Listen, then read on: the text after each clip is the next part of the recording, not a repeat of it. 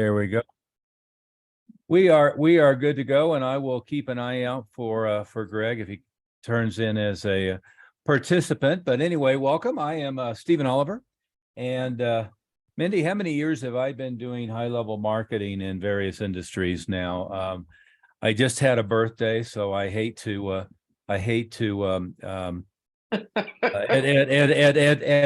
the reality, but I guess I got deep into direct sales, even all the way back into junior high and high school, but ended up studying marketing aggressively while living in Washington, D.C. And in the age pre-internet, I think we forget how much different it was in the age, before online courses and even ubiquitous Barnes and Noble stores. But I actually spent while I was finishing up a degree in international economics at Georgetown, spent the bulk of my time available at the Federal Trade Commission, going through marketing and sales manuals of any number of big companies that they had, for my benefit and pleasure, it seems, subpoenaed during different hearings and so forth that I stumbled across while doing a policy class at the Federal Trade Commission, and then spent the bulk of at least a couple of summers at the Library of Congress, reading everything I could get my hands on direct response marketing. And my early forays into marketing were heavily direct mail dependent back then. And so quick bio. I went to Georgetown thinking I was going to go on to get an MBA at Harvard or Wharton, and then on to Wall Street. And in fact, interviewed with a bunch of the big Wall Street firms and banks and so forth, and then decided the idea of moving to New York at that time period wasn't as appealing as it seemed on first glance, and ended up moving to Denver, Colorado, and opening 5 martial arts schools in 18 months, 6 in 30 months, and built that up to 3,500 active clients, students, with, by the time I was maybe 25 years old. Yeah. So quite a long time ago now. And I became so high profile in the city that I ended up with business owners of all ilks approaching me, but it tended to be dominant with financial services, commercial real estate brokers, big law firms, et cetera, all wanting to know how I was doing marketing, advertising, management, sales processes across this pretty big organization.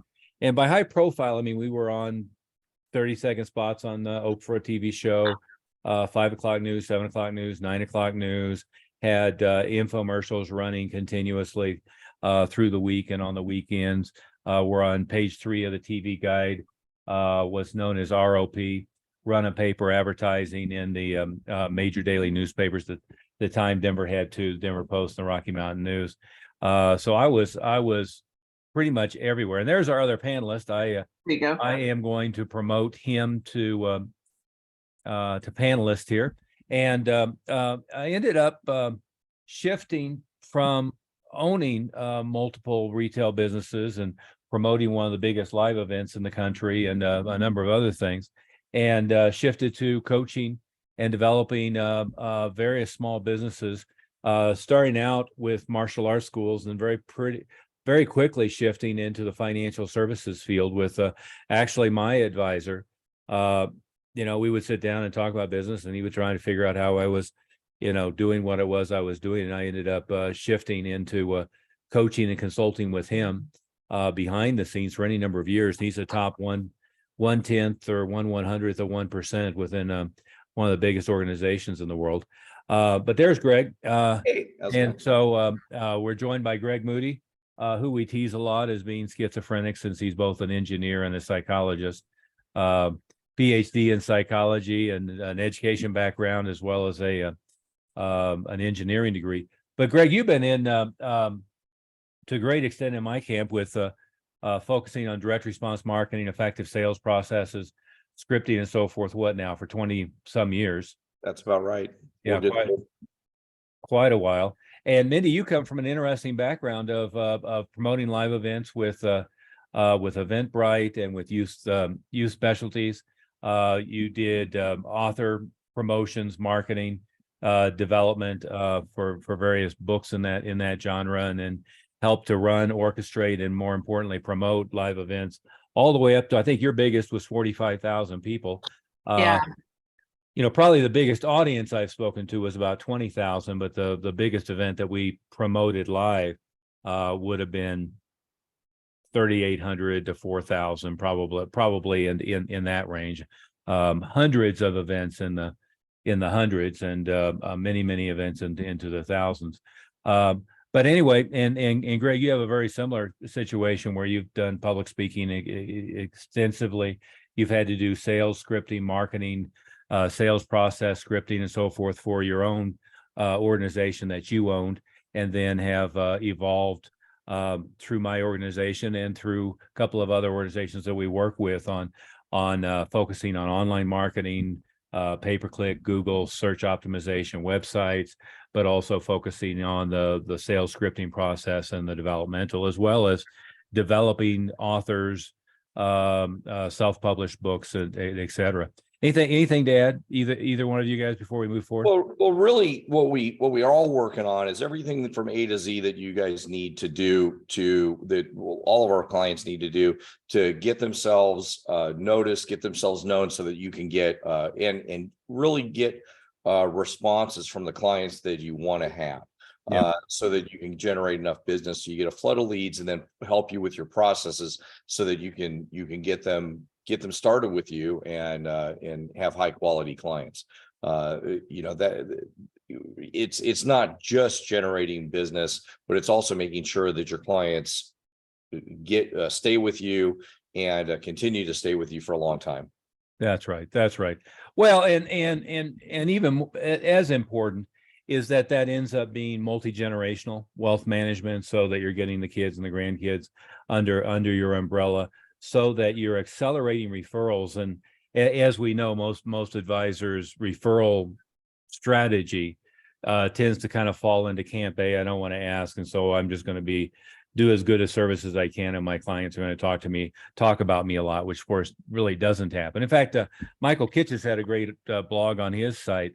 They're not very sales focused and marketing focused, but this one was really good about the gap between your clients talking about you to their friends, and the gap between their friends actually communicating with you.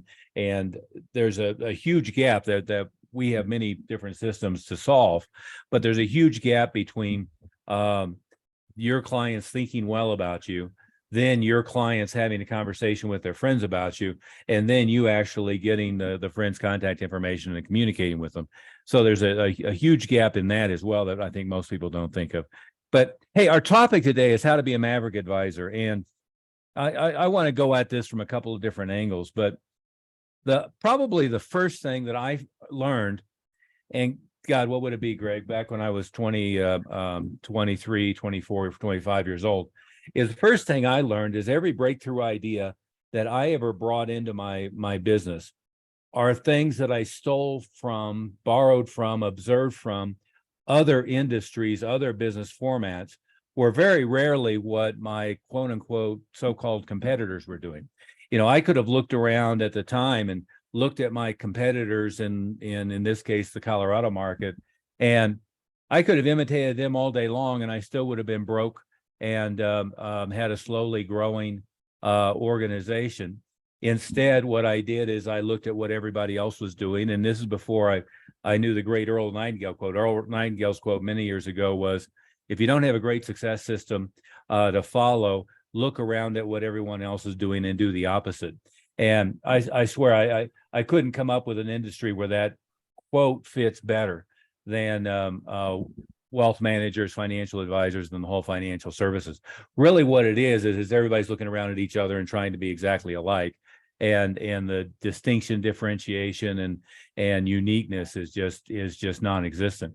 Is that a overstatement, or is that a fair way to say that? Yeah, it's very much the same. Everybody we talk to and everything we look at, everybody's trying to repeat the same exact thing over and over again. And then you look the same, you look like everybody else. And then why should anybody work with you? Yeah.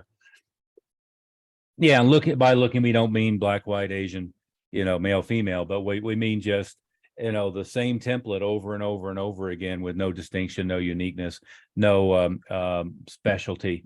It's so important to stand out, not fit in, when it comes to any industry, but this one more than any. And, I was watching, interviews with Elon Musk about artificial intelligence. And I got to tell you, what lawyers, accountants, financial advisors are all rife for being replaced by artificial intelligence. This is going to be a white collar decimation, right? And, advisors already know you have the robo advisor revolution.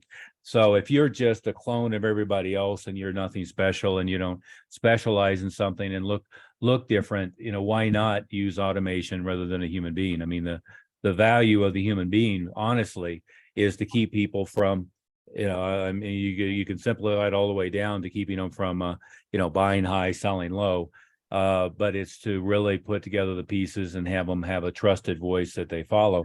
But let's talk about elements of being a Maverick advisor. In my view, element number one is what I was just talking about, is look at what everybody else is doing. If you don't have a great system, and I believe that we do, but if you don't have a great system, make a conscious effort not to do what everybody else is doing, right?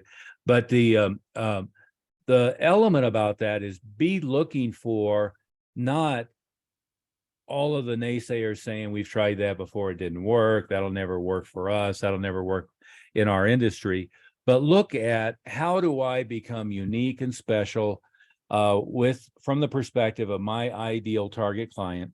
How do I risk polarizing? In other words, how do I attract the people I want to attract and repel the people that I don't want to attract?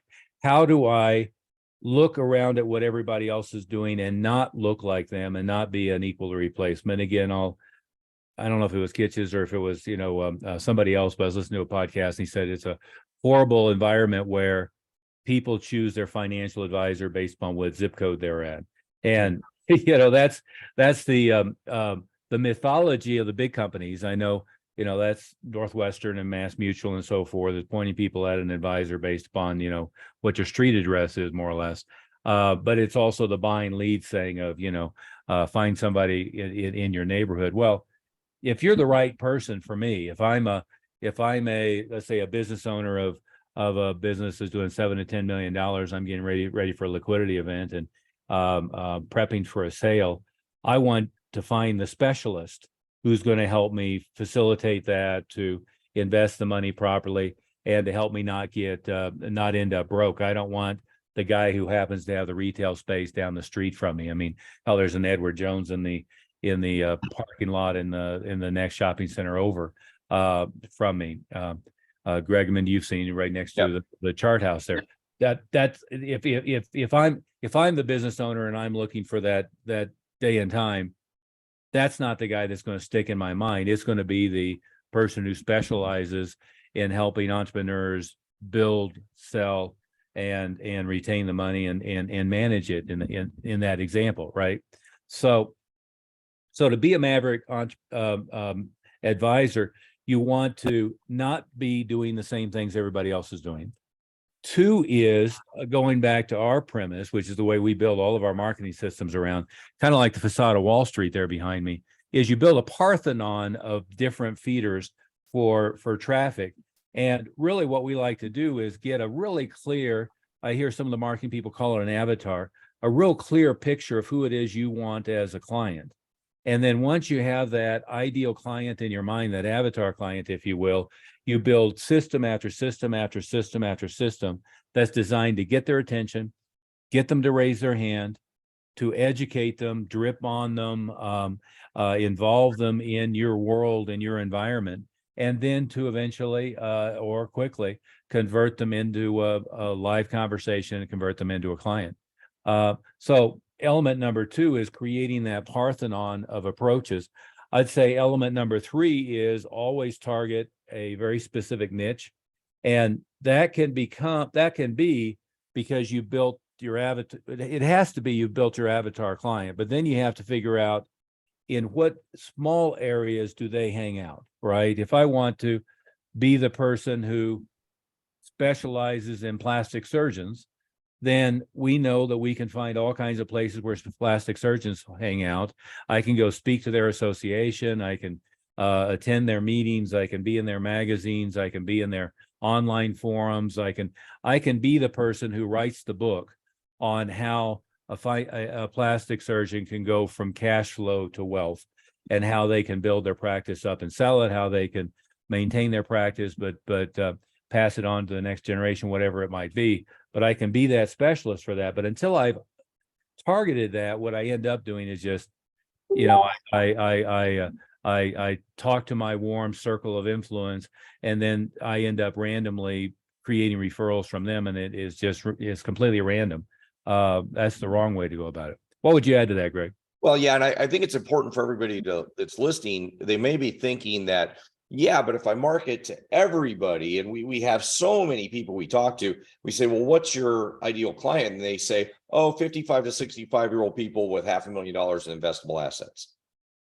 Okay, Yeah. so you Same want target of everybody else. Everybody has the same target, and what that also means is, to that group of people, which is really homogeneous, you're not special at all. I mean, you're going to take anybody that meets those criteria, and you don't have anything to say to them that means you're special for them. You're not the one who works with business owners that are machinists, or the one that works with plastic surgeons, like you just said, or the one that works with construction company owners, or you're the one that knows some special things about people that are in certain situations. So when those people hear your message, when they hear who you are, they're going to go, oh, that's the person I want to talk to. Like you just said about somebody who's a business owner that's getting ready to sell their business. If I hear that, oh, this person works with people like that, even if I wasn't looking for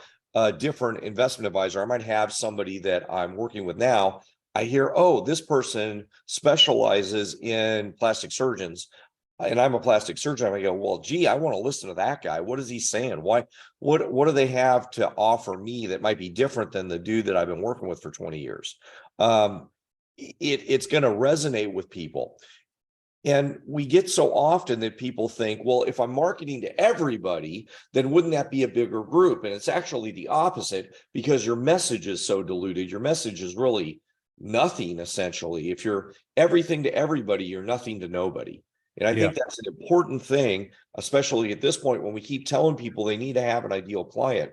They think that's limiting, but it really is opening the door to a group. And it doesn't mean there couldn't be more than one group, but really when we start with somebody, what's a first group that they want to work with?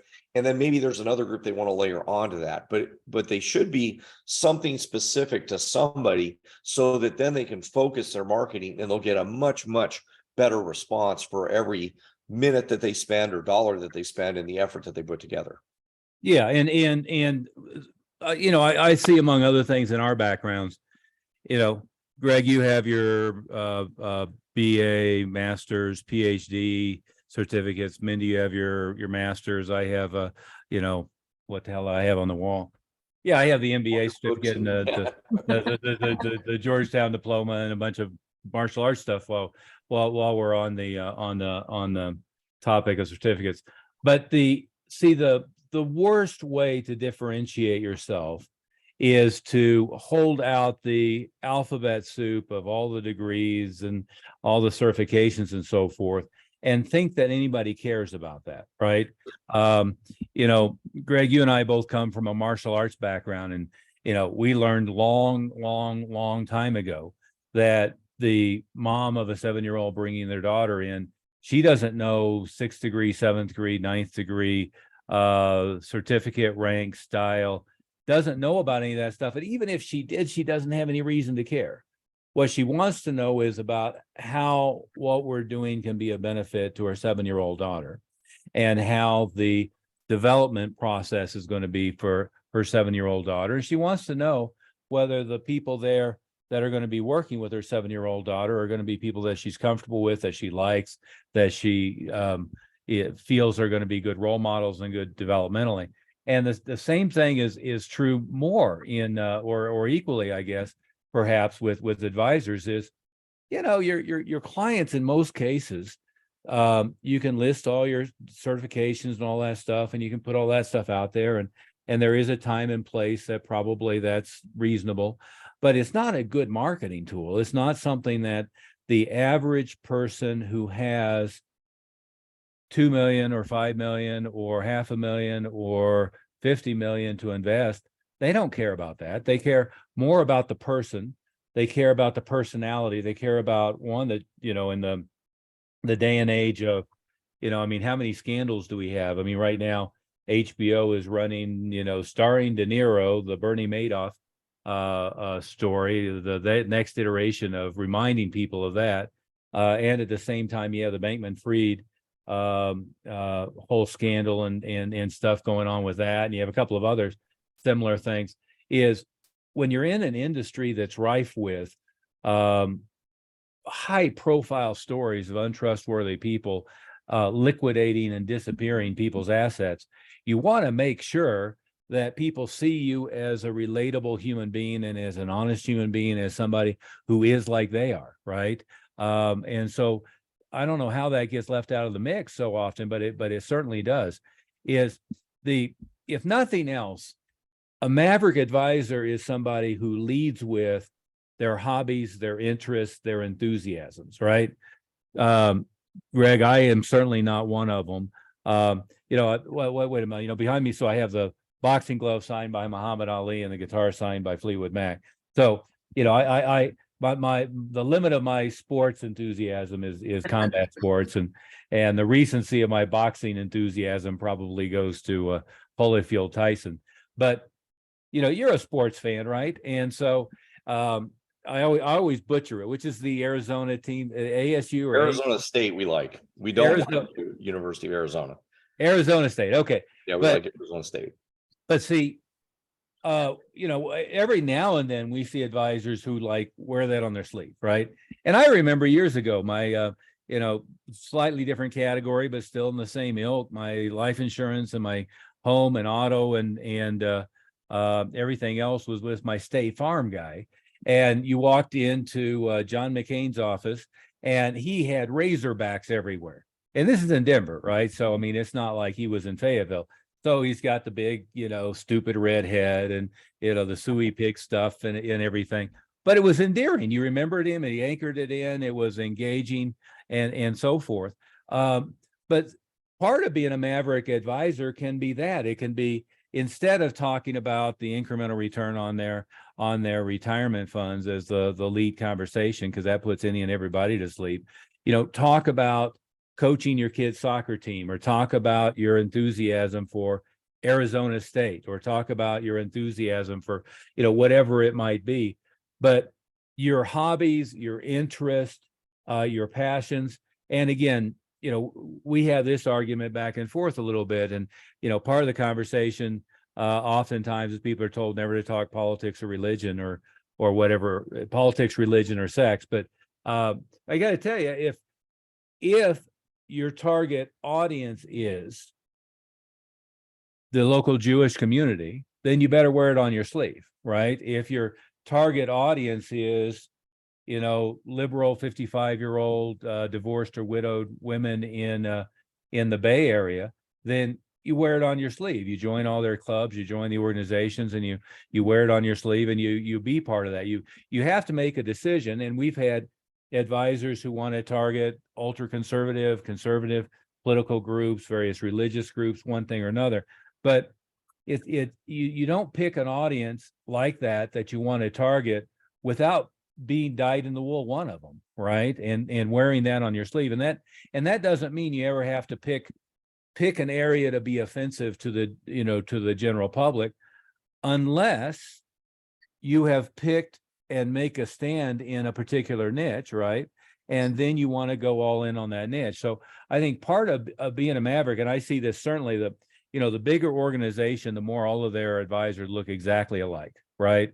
Is they have the same LinkedIn profile. And in fact, most of the captive people have the same crap that's being posted, by the organization for them, all of which is milquetoast, and it's all either feel good, woman on top of the mountain in a yoga pose, or it's stuff that's about stability or return, and it's not things that are interesting, engaging, that their target audience is going to pay attention to. Well, and you think as the advisor, you're getting benefit from the organization because they're doing this stuff for you. But if it's the same boring stuff that they're posting all the time, it's not really helping you. And from a, from a marketing point of view, from online search or any of that point of view, it's not helping you either. They're not Yeah. going to find you. That's not going to help you get noticed. In fact, it's just as likely that other people are going to get noticed than you. And you're just going to be, as you said earlier in the conversation, somebody's gonna find you because of zip code, which is not a good way to go because lots of other people in your zip code. Yeah. Yeah. So and what we've the different topic, but what we've talked about again and again is people are not distinguished online, not distinguished in any other area, so that it's very hard to find you. No, that's exactly right. So again, I think the next step on being a Maverick advisor is, when I went into business, and let's go back and before you jumped on, and we had a few people who were here early, which, thanks for guys tuning in early. But before you jumped on, I was talking a little bit about, my background before I opened my my first business when I was still in school and an employee. And I had figured out pretty quickly that I was learning a really good sales process, and was pretty good at face-to-face interaction, closing a sale for, high dollar amounts and so forth. But I really had no idea how the pipeline was being filled with people coming in the front door, right?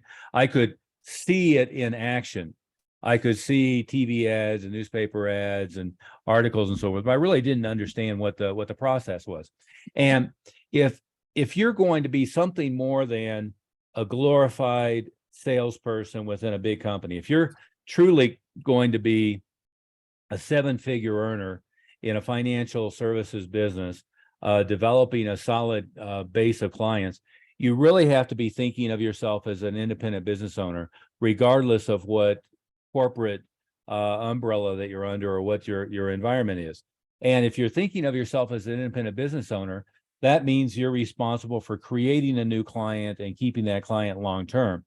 As a independent business owner, you've got to get really knowledgeable of and really good at all of the processes to bring people in the door. And you've got to continue to develop and refine your own sales methodology to make it duplicatable, right? I mean, if everything is on your shoulders, if your new clients are only coming in because you ask a current client who they know, and your current clients are only being sold because you're doing it face-to-face, belly-to-belly, you don't really have anything that can scale, right? You can't delegate, you can't bring in marketing people to help you or anything. And I think the other myth is the myth of farming out a piece of the marketing and relying on them. I mean, well, we've seen, Mindy, a whole bunch of times recently, our advisors who hand off the Facebook advertising or hand off the LinkedIn advertising, or they hand off their live event promotions, but they never really get underneath the covers, underneath the skin of the thing, and understand how it's working, so that they can make sure that it's working effectively for them.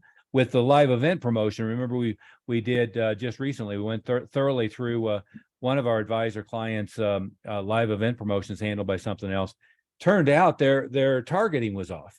Their targeting was way too broad, and he's trying to solve the sales conversion problem. And the real problem was they were putting the wrong people in the room to begin with, right? They were putting some of the right ones, but then they were scooping up a whole bunch of people who weren't the right ones.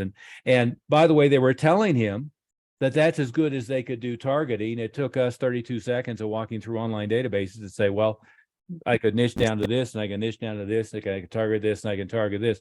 We could do, you could do, they could do a much better job of targeting the right people to put in the room, right? And then you'd be much better off. And the examples of that are endless, right? Absolutely. Yeah, I mean, we see people who use agencies to, and we do too, but use agencies for LinkedIn advertising, for Google advertising. In fact, you facilitate the Google site for a lot of people, or the Facebook advertising.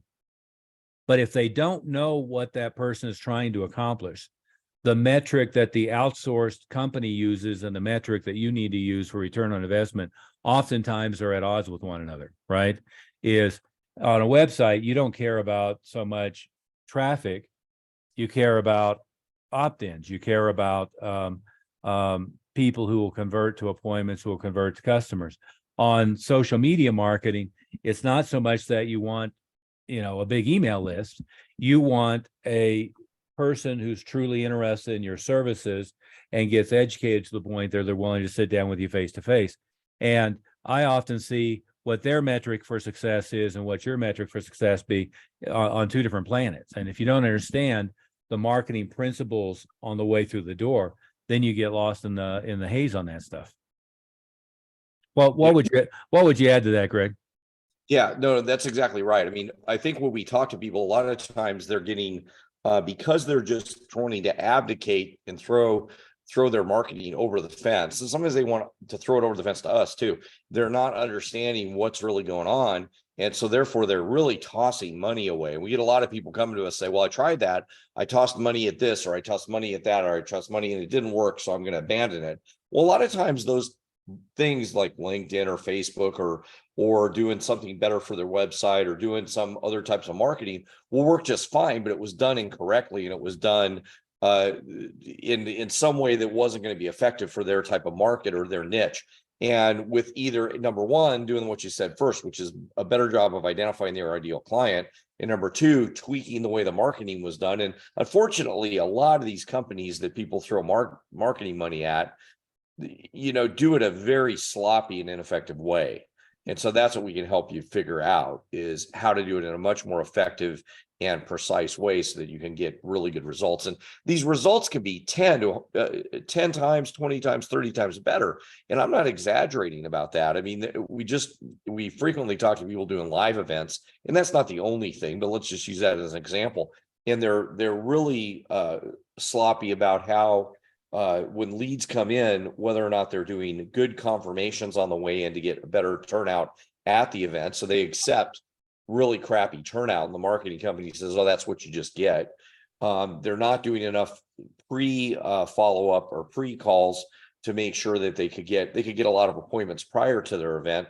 And then after, they're doing a lousy job. And it's not the advisor necessarily, but they're not getting good advice from their marketing company, frankly, because the marketing company often doesn't know any better. Yeah. Well, hey, let's shift gears here for a second, but I want to summarize a couple of things. I mean, a true Maverick advisor needs to have several elements in place. One is they've got to look around what everybody else is doing and not do the same as everybody else is doing. In fact, just have the mindset of there's so much more to do. I need to stand out, be different, behave differently, look differently, operate differently than the general market. The last thing we talked about is you've got to look at what you're doing beyond just the sales role or beyond just the planning role. And you've truly got to take control of, understand, and manage the marketing process for your own small business. And that doesn't mean you can't use outsourcers. Outsourcers are very useful if you know what it is they're supposed to accomplish, understand the process, and you give them good directions on what you're trying to accomplish. But there's a big difference between delegating to somebody, whether they're an employee, a 1099, for perhaps virtual assistant, or whether they're an outsourcer. Is a big difference between delegating and abdicating. You want to be able to delegate. You never want to abdicate responsibility. Right. And the other element is you want to pick a niche.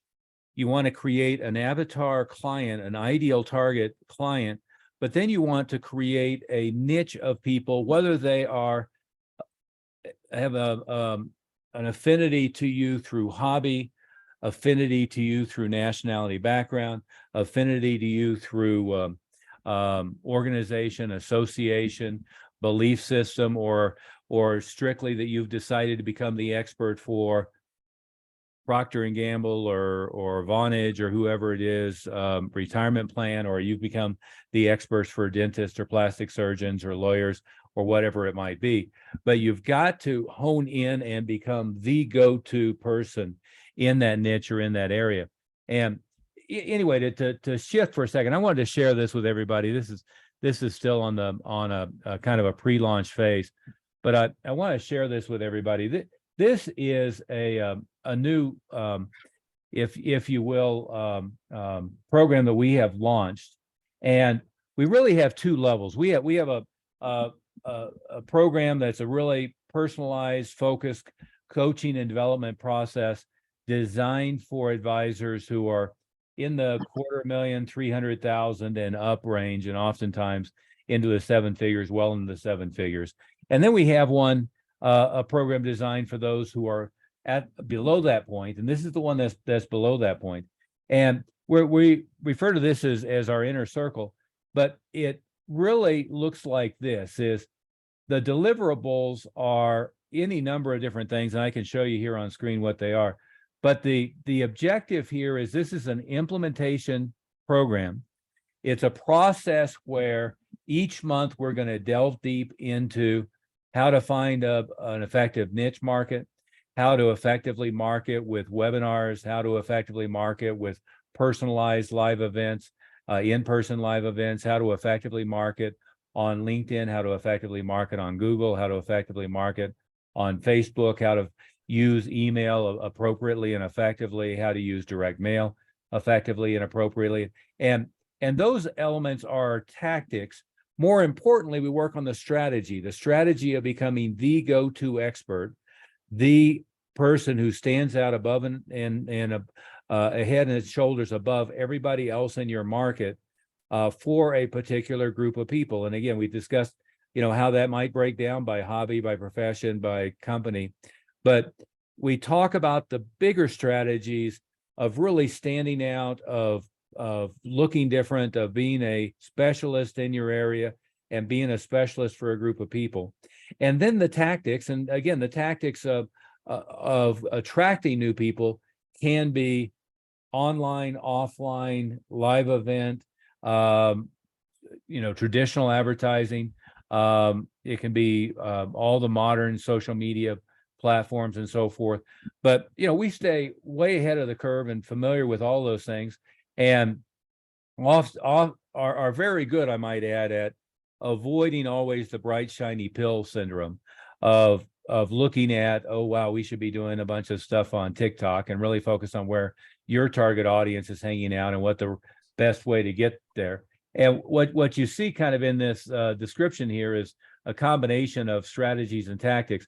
But every month, maybe I should throw up what we start with, and I've got this here on my desk, is we start with really the complete support mechanisms for how to really understand your own marketing. This is some of you may have this already, but this is the manual that goes with this program. We call it the Complete Failure Practice Program, but we're throwing this in as a bonus. We created this, Greg, as you remember, most of it we created in Annapolis, Maryland, down the street from the Naval Academy. But we created this as really a $2,750 program. And then we had the crazy idea, and I do think it's crazy, and not going to do it for very long, throwing it in as a free bonus for this Inner Circle program. So anybody who registers for that program today, we're actually going to go way in the hole shipping all this stuff to you. But the ongoing program is a combination of the foundation to get you started, and then it's every month we're sharing this program by Lee Meltier. We call it the Millionaire Sparks program, and everything we're giving you physically. So you're getting physical newsletters, you're getting physical CDs and DVDs, but you're also getting all of it streaming and downloadable. So if you prefer to download it and stream it on your iPhone, if you prefer to stream it on your Android device or at your desktop or whatever, or if you prefer to put the CD in your cassette player, if you still have one in your car, whatever it might be, you're going to get all of those formats. But the monthly elements is again, going back to differentiating between strategies and tactics, is every month you're going to get my Mile High Maverick newsletter, and it focuses almost exclusively on strategy. how you should be thinking about implementation, how you should be positioning yourself in the world, how you should be setting yourself up to attract the attention of the right people and to be ignored or repel the people that you don't want. And then every month we're going to work on what we call a monthly mastery session. And it's a specific tactic every month that we'll go on a deep dive on a element, for instance, how to do all the different elements you can use in, say, LinkedIn to get new quality clients, or how you can use other social media platforms, or how you can use Google, or how you can use direct mail. So each month we'll do a deep dive on one topic, which is one of the tactics that support the strategy that we'll be teaching you all the way along the line.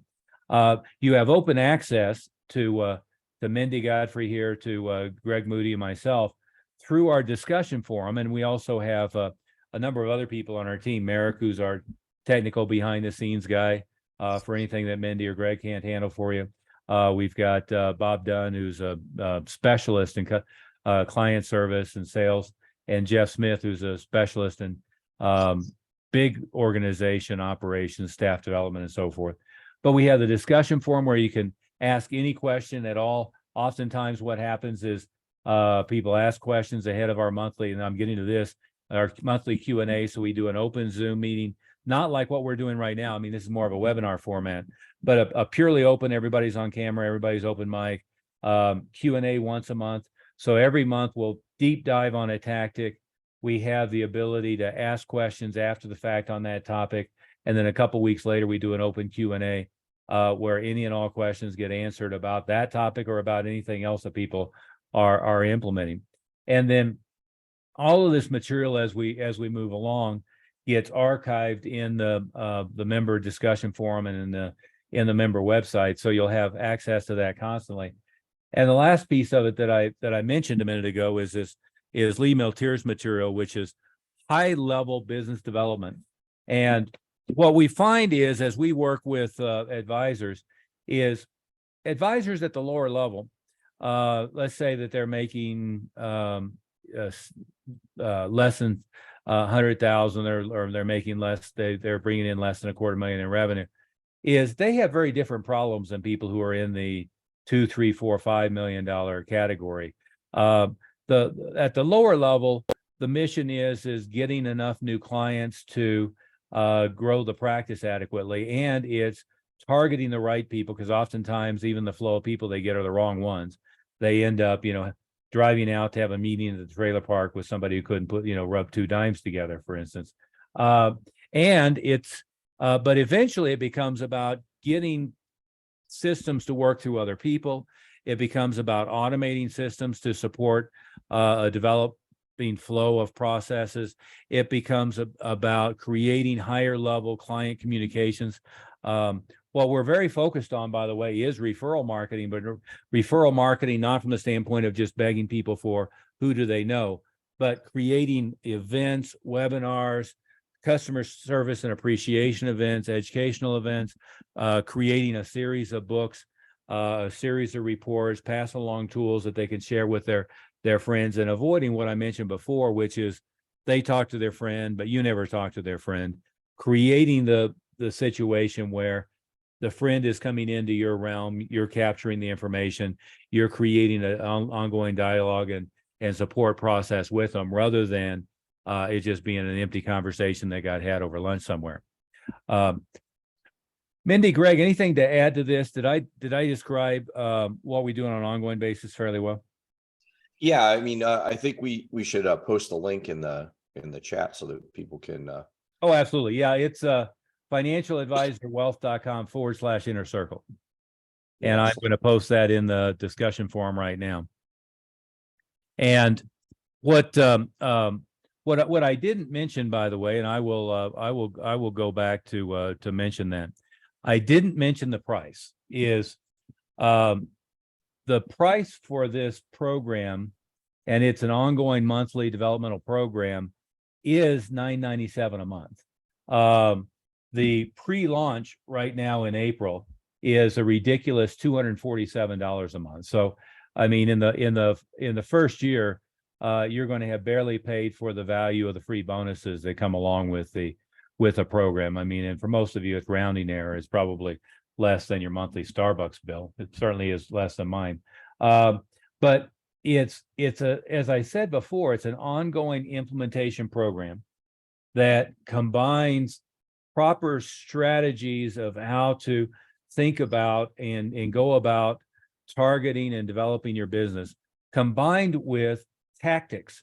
And the challenge we get a lot of times is people say, well, I understand that I need to do this, I just don't know what to do next. Well, the tactics is what to do next, right?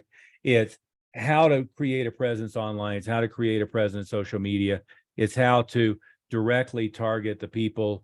You know, for instance, I use the example of plastic surgeons, how to go directly find where they hang out and get in front of them in the most effective way possible, rather than just try to communicate randomly to whoever happens to have friended you in social media and hope for the best, right? Well, we're launching this at $247 a month, and that's a very limited time thing, because we're just launching it at that till we have all of the kinks worked out and have a few people in the program, and then it's immediately going to jump up and then jump up again. But what this is going to be within the next 90 days is $947 a month, or $997 a month. So if you want to jump on this, jump on it today. We're going to immediately ship you the package of information and the physical book I showed you, but we'll also immediately give you full access to it online. So again, if you prefer to stream it in the car, watch videos at your desktop, or if you prefer to put a CD in your CD player in your car, whatever method is best for you to consume the material, you'll get it in that method. The monthly newsletter will be available online, but it's mailed to you every month. Again, I'm kind of in the mode, I don't know about you two, but I'm in the mode of I really don't sign up for digital only stuff. You know, I found way too many times I've signed up for things that are digital only, and then I forget that I'm a part of it, or you know, the email with my password gets lost in the shuffle of the other 300 a day, and it's gone forever. And then of course you can't figure out how to cancel it. We make that easy as well. But just to be clear, their rate stays at the 247 ongoing. It won't jump up when we jump the price up for everybody else. So you guys get the special deal. That's right. It does make me a little sick to my stomach, but we have agreed to grandfather in anybody who joins. Yeah, who jumps in at the. Yeah. So as long as you stay active, we'll grandfather you in at the annoyingly low rate of $247 a month. But physically, you'll get the newsletter delivered every month. Physically, you'll get the Millionaire Sparks content. Physically, you'll get this full program, and physically, you'll get the book. All of those will be available online and digitally. In fact, digitally immediately upon you registering as well. And then the monthly mastery session happens live online, but then you'll have the recording available, and the monthly Q&A session happens live online, and you'll have the recording available, and the discussion forum, and of course the online resources are available 24/7. So you have full-time access to that, and a responsive team of people who will get back to you in relatively short order. You know, my commitment is within 48 to 72 hours, and Mindy's commitment is usually within about 12 minutes. So, you know, there's the range of responsiveness. Greg, you're probably in about the same responsiveness timeline that I am. Yeah. But again, I posted in the chat box there the direct link, but it's financialadvisorwealth.com/inner circle. And that's the direct link that you can go click on that and register for this.